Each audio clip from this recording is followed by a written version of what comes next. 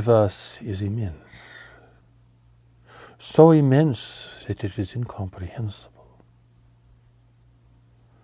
No one has been able to travel its lengths. No one has been able to encompass its vastness and complexity. It is beyond the intellectual grasp of any race in the universe. And yet the entire creation has one source and one author. When you begin to think of God within this larger context, God becomes so vast and immense as to be incomprehensible. And certainly you must relinquish the ideas that God is preoccupied with any one world, any one race of beings. Throughout human history, man's relationship to God has been the center point of religious studies and focus. But here, for the most part, God is conceived of as a very local entity, a being with human values, a being who is imbued with the psychology and the emotions of a human being. Even if God is considered to be incomprehensible, God is still imbued with human values, human emotions, and human psychology.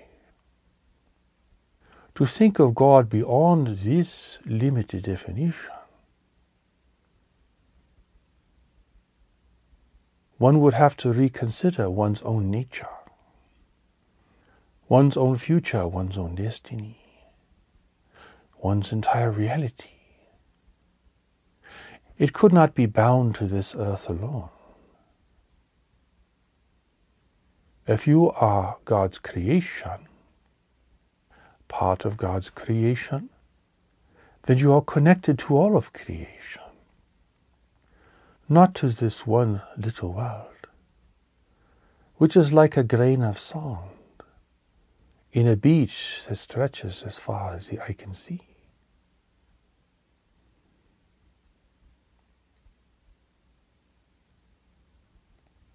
Whenever history or legend speaks of God speaking to the people, or God being angry with human behavior, or disappointed with humanity's existence, one is imbuing God with human attributes and considering God only within the context of this one world. But the creator of all life is the creator of all life. Life that is so very different from the human form and from human consciousness. Intelligent life has evolved throughout the universe in countless forms, with very different expressions. Yes, they are all subject to the forces of nature in this physical reality. They all require resources and a supportive environment. They all must struggle with provisioning themselves and their world. And they all face a demise because they are living a temporary life in a physical reality.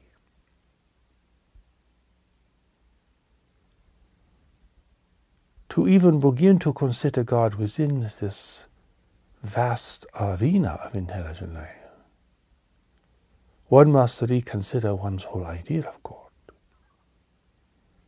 and see that God really extends far beyond human estimation.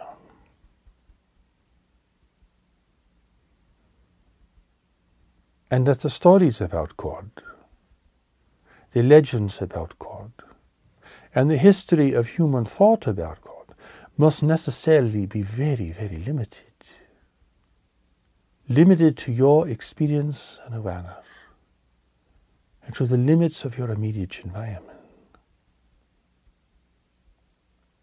A God of the greater community of life is very different. God is not preoccupied with human affairs.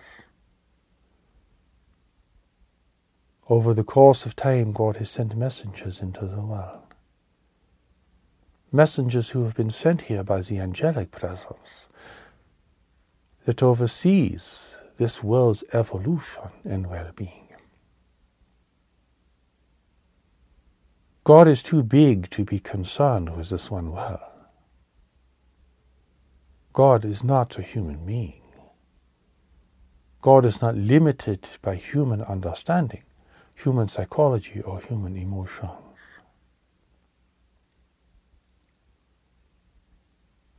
But the plan of redemption for all separated beings living in the physical reality extends to all dimensions. And this plan encompasses a vast network of support for those still living in form, living in a physical reality, caught in identity of a separate reality.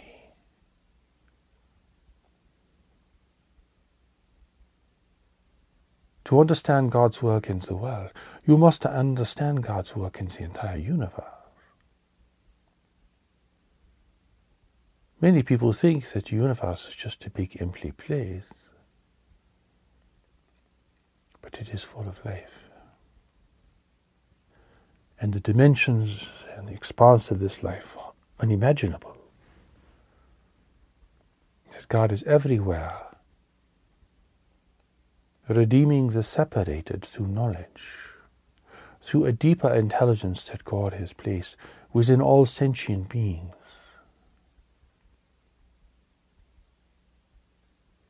Instead of God watching over your life, or sending you messages, or being displeased with your apparent lack of progress, God has just put knowledge within you to guide you, to lead you, to restrain you.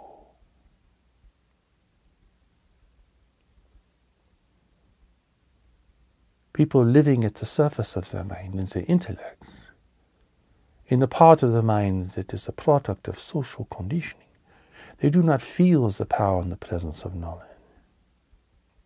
Perhaps they have an intuition once in a while, deeper feelings that they cannot account for, strange premonitions, or a sense of foreboding and restraint.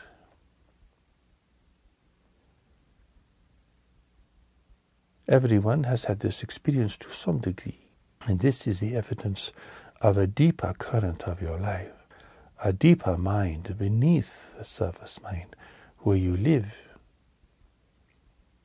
Beyond your identity of yourself as an individual, beyond your social, political, and religious conditioning, there is this deeper mind. God has given you this mind. In fact, this mind is who you really are. It is not limited by the conditions of this world, by the errors of human behavior, by the powers of persuasion that exist here and anywhere in the universe. It is the most important part of you. And yet it is the part of you that is least explored, least experienced, and least understood.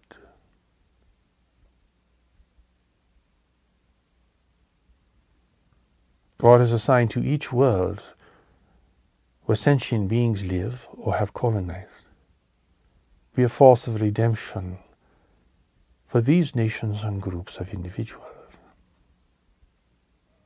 In worlds such as yours, which are largely inhabited, where there is a great diversity and complexity of life, this angelic presence has many different levels of expression and different levels of service.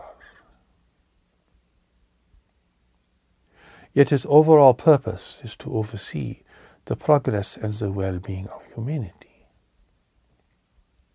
But the angelic presence cannot interfere uninvited unless they are requested with great earnestness to be of assistance.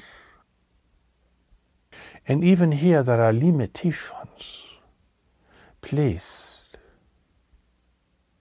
because you have been given a free will, living in the separated state, living in farm, now unaware of your origin and your destiny, now unaware of the greater knowledge that lives within you. You are given free will, the freedom to choose, the freedom to deny, the freedom to deceive yourself and others, the freedom to believe whatever you want, to imagine whatever you want, to think of God in reality in any way you want, or not at all. You have this freedom. Therefore, the angelic presence must respect this freedom. Many people want God to return or come again, overtakes the world, punish the wicked, elevate the righteous. But this is not going to happen. People are expecting the second coming of the emancipator in whatever form or personage they can imagine. And they think this will lead to a great era of peace and righteousness. But that is not going to happen. Humanity's success and failure is largely in its hands. But the angelic presence here is here to encourage and to stimulate those individuals who are open to its presence and who are willing to follow its recommendations and to live a more ethical and purposeful life based on service to humanity and to this world. All others who seek the angelic presence to enrich themselves or to gain advantage over others or to destroy their enemies will find no response and no assistance.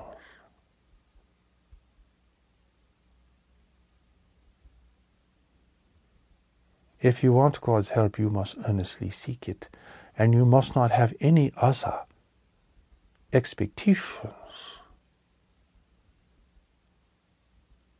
or incentives.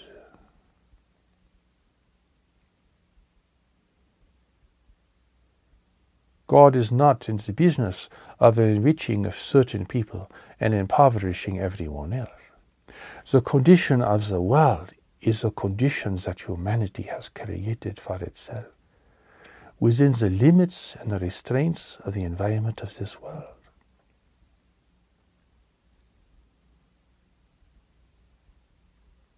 You have free will, even if you do not feel free, even if you are politically unfree or socially not free. You can still choose what to follow, what to believe in, what to value, and what to deny. It is to encourage choosing in the right direction, choosing in the direction of your own redemption and self-realization, that the angelic presence is here to encourage you.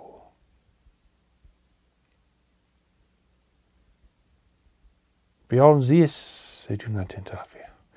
Despite all the studies of God intervening on the behalf of certain peoples at certain times, this represents a misunderstanding of God's plan and the purpose and the power of the angelic presence here.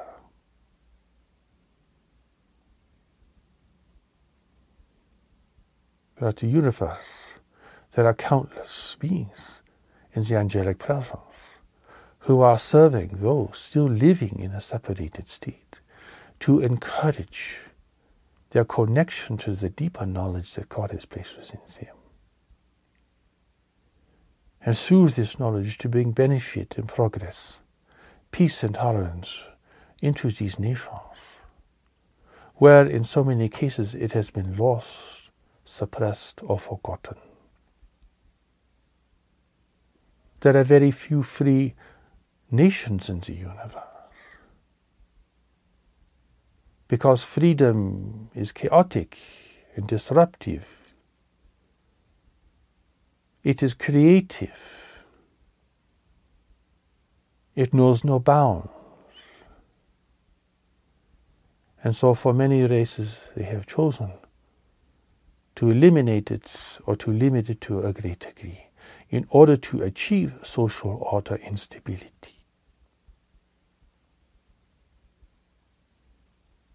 And thus limiting themselves and their progress in life and their ability to gain access to knowledge and all of the powers and skills it will provide for the individual and for nations as a whole.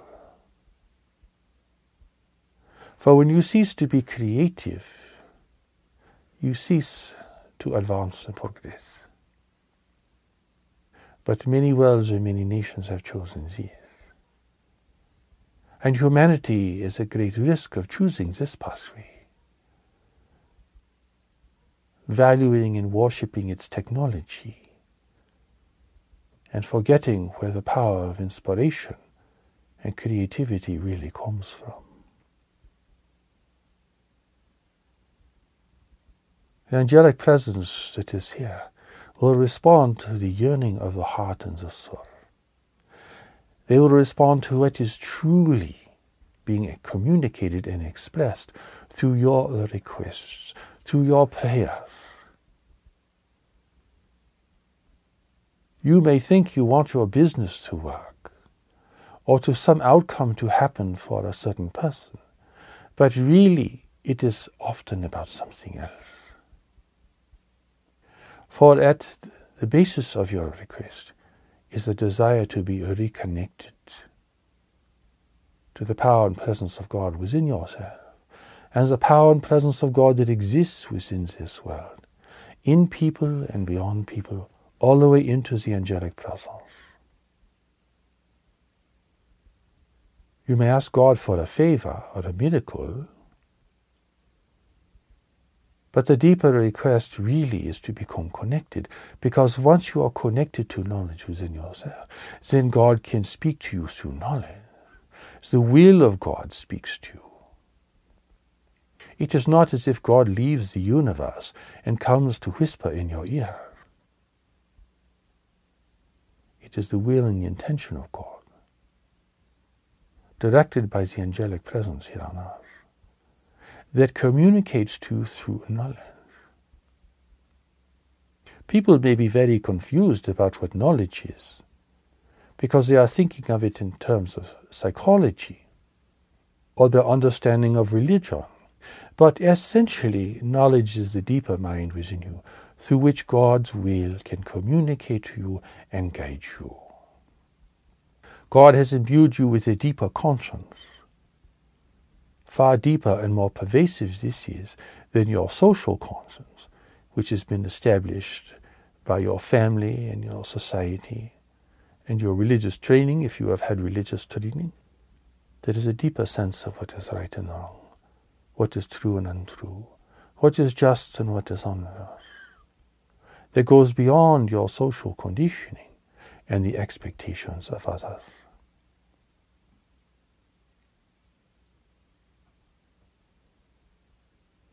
The fact that very few people have experienced this to any great degree represents the limits of humanity's progress,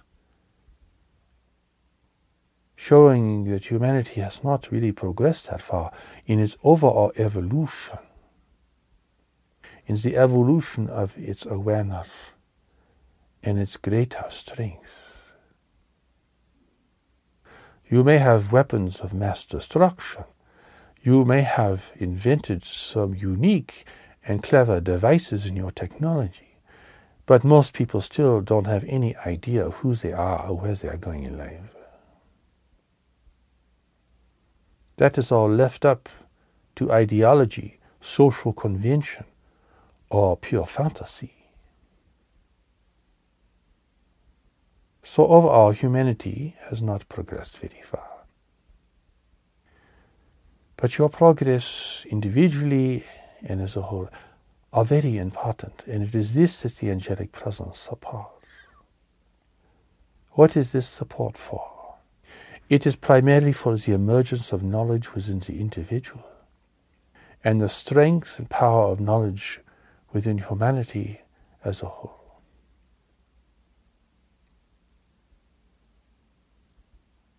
Humanity's understanding of God's plan and presence is really limited. It is very local. It assumes that God is just a big person with all the feelings and tendencies of a person. God is a big human being, very powerful, of course, very wise, of course, but most people think of God personally in this way. Someone they can relate to who understands their problems and difficulties.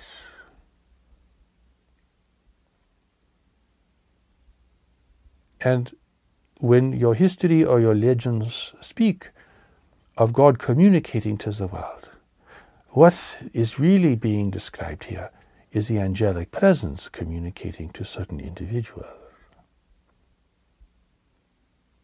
A sacred book, for example, if it is claimed that it comes from God, or it is the word of God, is actually the words of the angelic presence. For God does not use words to communicate. With an infinite number of languages in the universe, God does not use your particular language to communicate. That all comes from the angelic presence that is assigned to the well-being of your particular world. The will of God flows through the angelic presence and all the levels of the angelic presence, and flows into it through knowledge within the individual and expresses itself there. Just like life force expresses itself in the plants and the animals, with each beat of your heart and each breath that you take, God's will permeates everything, finding avenues of expression,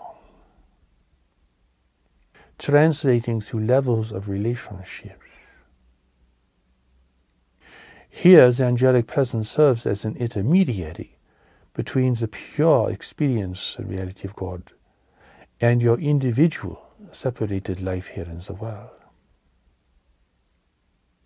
The angelic presence translates then God's will into language, form, images, studies, ideas, explanations, everything, so that you can comprehend this and be able to relate to it within your own circumstances in life. Fundamentally, there must be a completely new understanding and education regarding this.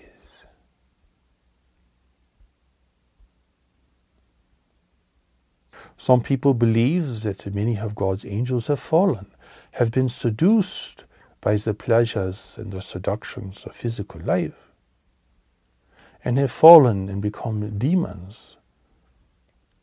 That God is opposed by a whole league of angels or other beings who are opposed to God's reality.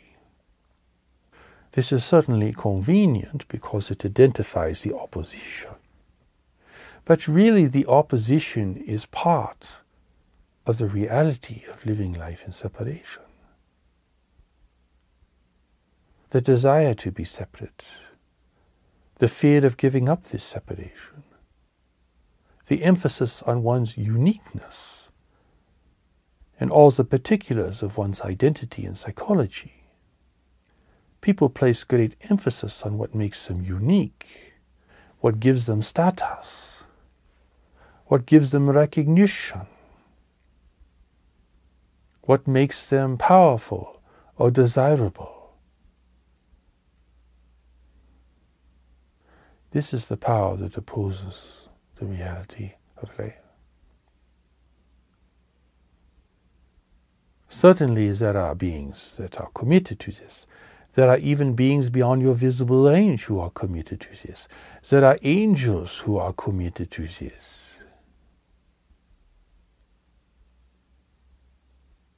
But do not think that there is one fallen angel that is the source of all evil in this world or the whole universe. That is projecting an incorrect understanding. It is a condition of living a life in separation.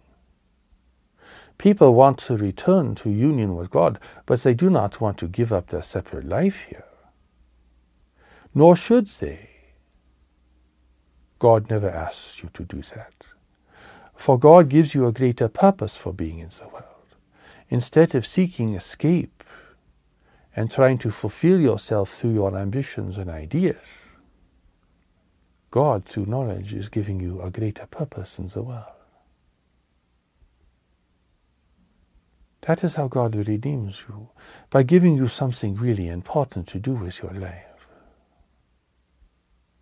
God does not cast a spell over you, dissolving all of your anger, resentment, frustration, and confusion of mind. For God did not create these things, so God cannot uncreate them. Yet what God does through the angelic presence and through knowledge within you is to give you something important to do in life. In fact, you are sent into this world to do certain specific things with certain specific people. It is unlikely that you have found this purpose or these people yet, but your heart yearns for them. Everything in your deeper nature is trying to take you to this purpose and to these people and to these forms of service to humanity and to the world. The fact that people are neglecting this or avoiding this or denying this is the source of so much of their suffering. For without this greater purpose, without the relationships that serve this purpose, without the fulfillment of this purpose, no matter what you could do, no matter what you try to do, never satisfies the need of the soul. For at the core of you is what God created, not what you created, or what your society has created. Even the most dreadful or violent person in the world has at the center of them what God has created. Their ignorance, their rebellion is the source of their frustration, ignorance, and violence upon the world. That is why God did not create hell and does not punish the wicked. You want to punish the wicked, to take out your revenge, to exact your notions of justice. But for God, there is only a redemption of those who have fallen, who are lost. Individuals who live violent, destructive lives, they will have a much longer journey to take and will have to perform a far greater service to humanity to redeem themselves. But in the end, redemption is really what it is all about.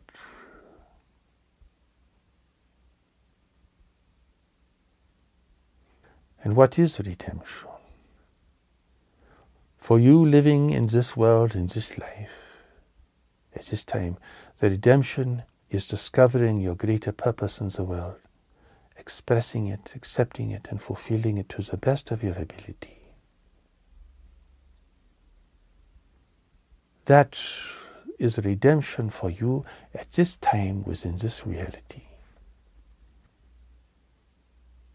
Beyond this, your intellect cannot go. God has given you a greater life and has placed the reality of this greater life in knowledge within you. And knowledge within you is beyond the realm and the reach of your intellect. It is something you must experience deeply within yourself and learn to trust and learn to follow. This will challenge you who are still attached to your goals and to your idea of yourself and to your condemnation of others and to all those things that have made up your separate reality. You will be challenged to follow knowledge, for it is taking you in a different direction.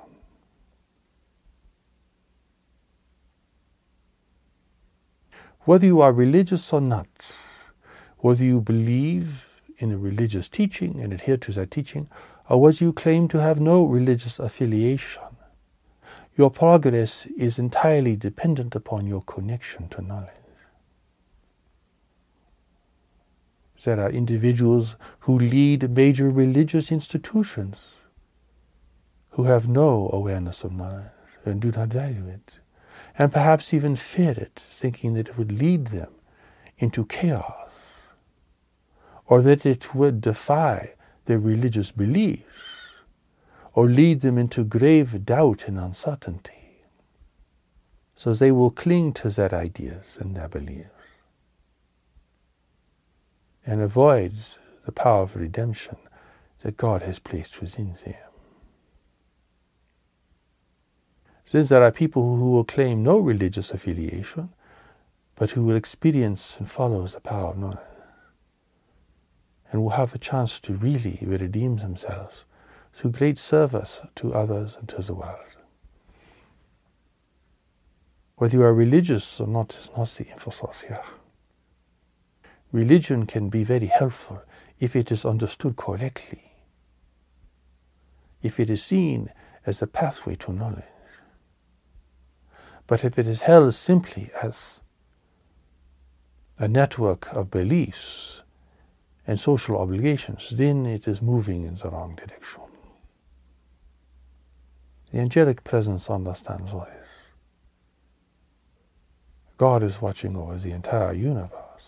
And not only is God watching over the entire universe, God is watching over all of creation that is not living in separation, which is even greater than the physical manifestations of life and reality.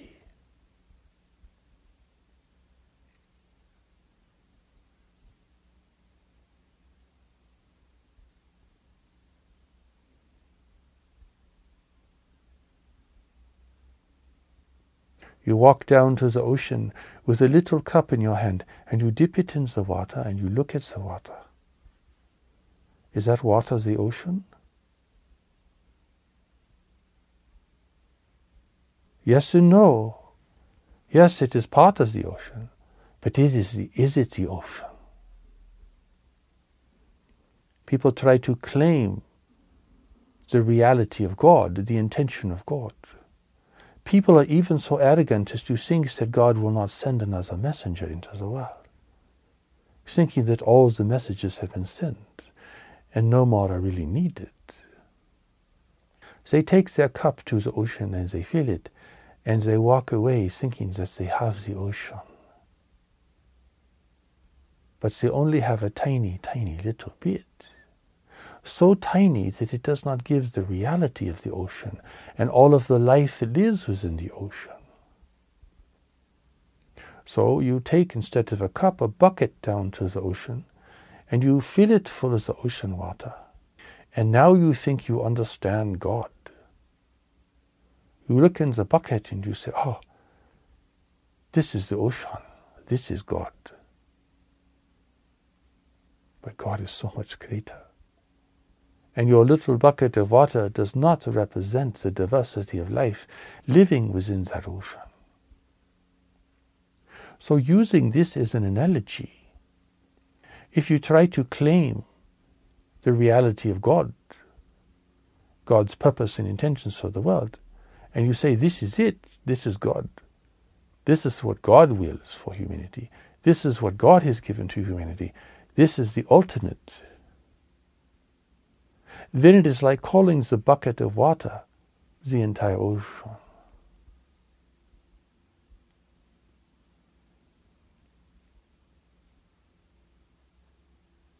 The ocean is vast. The universe is vast. It is full of life beyond human estimation. The universe is like an ocean without end. The product of evolutionary forces that God has set in motion at the beginning of the physical universe. God does not have to manage your life. The mechanism of evolutionary change and all of the biological and geological forces in your world are creating the environment for your life. But God has placed knowledge within you to guide you, to protect you, and to lead you to your greater fulfillment and redemption.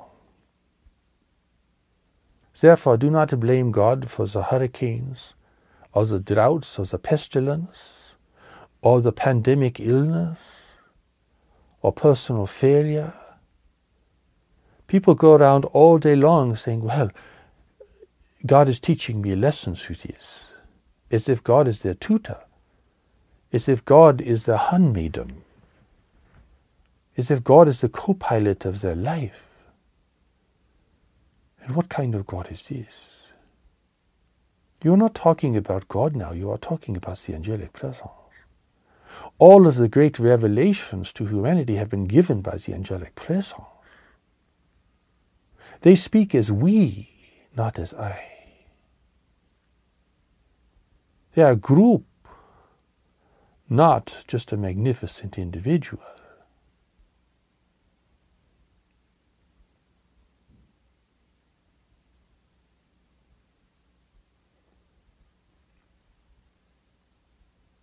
There is so much to unlearn here. Humanity is still a primitive race in this regard, still believing in local deities and fantastic things, still very superstitious, still very self-preoccupied, still believing that it is significant and preeminent in the universe. But it is okay, because that is just where you are in life. You are like a 13-year-old. Humanity is like a 13-year-old, beginning to experience some power, beginning to feel strong, beginning to want to expand and to express itself as a whole. But it is still immature. It is unaccountable and irresponsible. It does not really understand the requirements of life on a long-term scale. It has not emerged into a mature state where it must focus on stability and security more than growth and expansion. That is the stage of humanity is in. There are individuals who are far beyond this stage, of course. But as a whole, humanity is in sort of the latter stages of its adolescence. It does not think ahead. It does not plan for the future. It does not use its resources wisely. It makes wild and foolish decisions. It is prone to fights amongst its members. It believes in the use of force. It is aggressive. It is violent. It is adolescent. In the universe around you, there are much more mature races. At least mature in the sense that they value stability and security more than growth and expansion. But the discovery of knowledge is rare even in the universe. And that is why the angelic presence that serves each world and each group is at work trying and working on bringing people to the reality of knowledge within themselves. Regardless of their culture, their appearance, their belief systems, their traditions or the nature of oppression within their own societies. This is still the case, because this is the great attraction of God.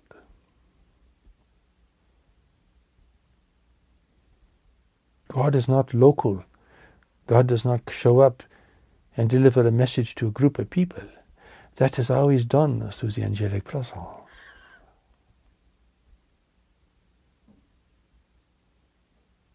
Your encounter with God will be through the angelic presence and through the experience of knowledge within yourself.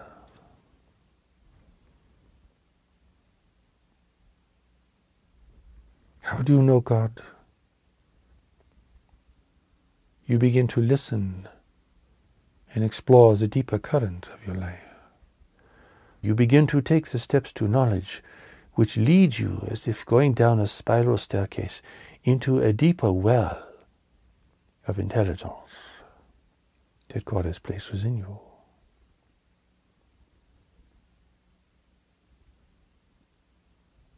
Your mind and imagination are floating above the surface like clouds, but down on the ground there is a deeper intelligence. It is solid, it is real, it is permanent. It has greater strength, it is certain. It does not vacillate from day to day like your intellect or emotions. It is not prone to persuasion and denial like your intellect and emotions.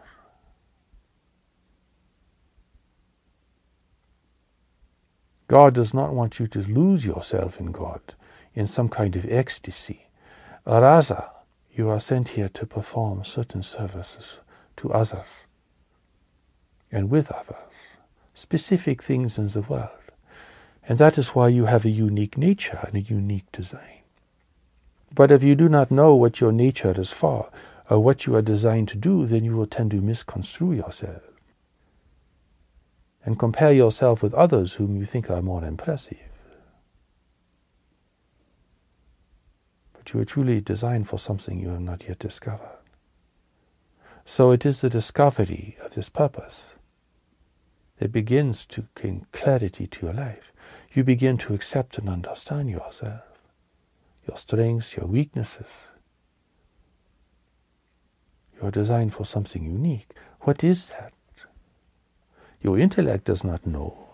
Your culture does not know. Your family probably does not know. That is why taking the steps to knowledge is the essential thing. That is why it's the core of all the world's religions, that is the pathway to knowledge. Perhaps these pathways exist in the mystical traditions, but they are pathways nonetheless. God has sent a new message into the world to prepare humanity for the great waves of change that are coming to the world, and for humanity's encounter with a greater community of intelligent life in the universe. God's new message has also been sent to provide another pathway to knowledge, a pathway that has not been corrupted and misused by political powers or by social forces. It is a pure pathway. It is not the only pathway, certainly, but it is a new pathway to redefine and to clarify the nature of God's functioning in the world and God's plan and the divine nature of all individuals.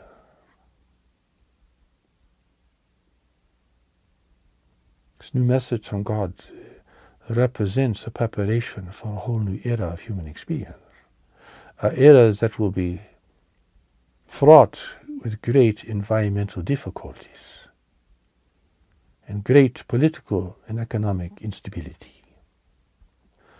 An era in which humanity will have to face the difficulties of emerging into a greater community of intelligent life.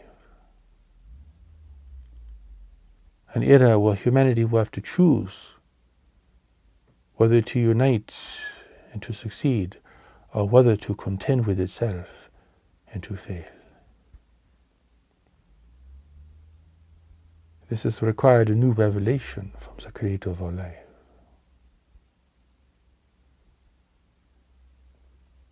You are fortunate to be able to learn of this.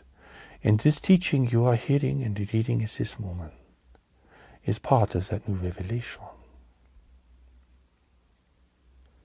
It is a process of clarification to dispel layers and layers of confusion and misinterpretation, to give you clarity and strength and purpose, and to bring you to knowledge within yourself, your deeper conscience, your deeper intelligence.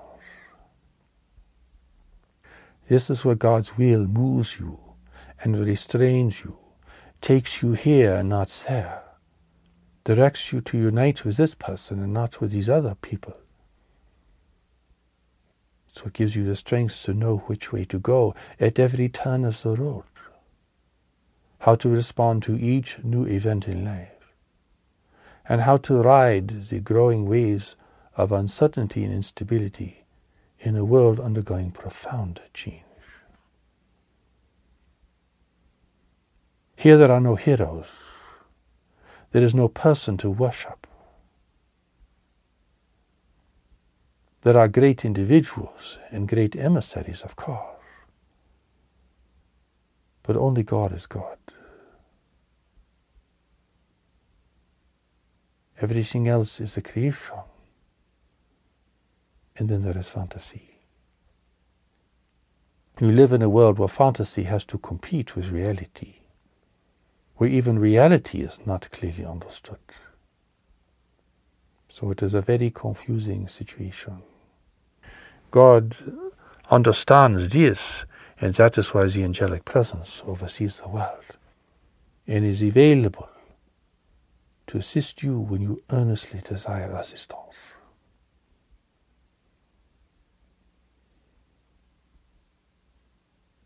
The angelic presence may not give you what you request, but it will bring you closer to knowledge, which is such a greater answer.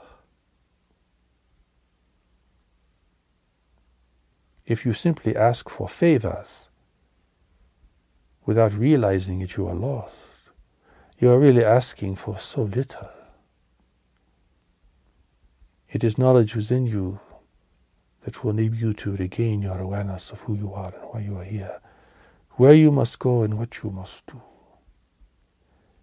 And this sense of determination will be natural to you, and it will give you a sense of freedom and liberation. Finally, you can be who you are and do what you came here to do, and be free to choose what is really right for you, instead of being bound by other obligations, cast under a yoke of other requirements, chained to a wall of your social obligations. For your first responsibility is to knowledge, because that is your responsibility to God. The angelic presence that oversees this world understands the human condition and the whole history of the human condition. They are focused upon that. They are like translators, trying to translate a greater reality into this reality, so that human beings can become powerful and inspired and provide great service to the benefit of humanity and to the world.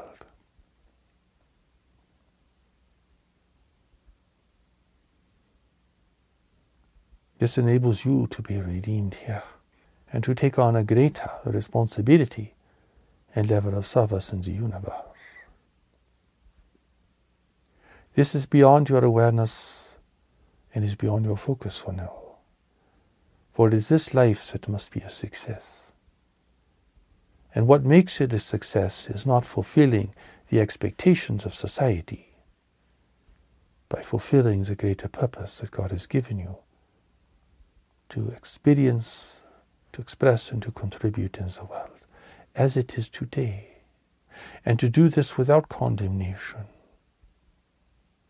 without self-hatred or hatred for others.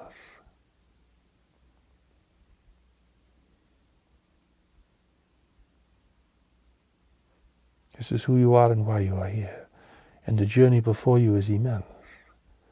And it is fundamental to your well-being, your fulfillment, and your success. It is mysterious because it transcends human understanding and human preoccupation. And yet it is so fundamental and natural to you that you will instantly recognize its value once you experience it. It is natural for you because it represents your deeper nature and your deeper purpose. Everywhere in the universe, God redeems the separated through knowledge. And the angelic presence that serves all worlds is part of the plan to bring this awareness to those who are separated, to encourage freedom, creativity, honesty, and compassion. This is a universal teaching that is going on everywhere. Everywhere in the universe there is a struggle between oppression and freedom, between ignorance and wisdom. It is a battle that goes on in the minds and hearts of people everywhere, not only in this world, but everywhere.